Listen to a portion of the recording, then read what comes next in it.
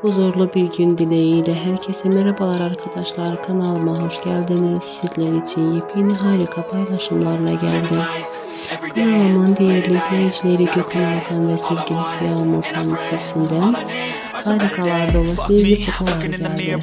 Ben de bu fotoğrafı sizler için videomu getirdim. Umarım böyle paylaşımlarımı çok beğenirsiniz. Sevgili Gökhan ve Yağmur'un özel ve güzel aşk fotoğraflarını kanalımda izlemek istiyorsanız videolarımı beğenmeyi ve like etmeyi unutmayın. Sizler için hiçbir yerde olmayan fotoğraflarla geleceğim. Diğer videolarımda görüşmek ümidiyle hoşçakalın. Celebrate, think I could change my mind, maybe elevate. Living life, every day, late at night, not okay. All I want, and I pray, all I need are some better days.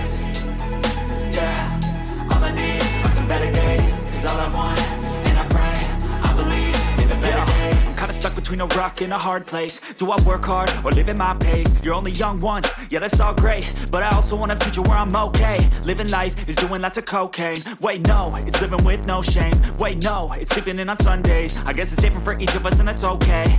Well I just wanna be happy, how to get there, glad that you asked me.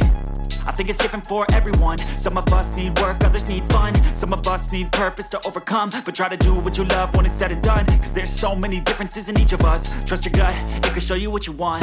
Living life, every day, late at night, not okay. All I want, and I pray, all I need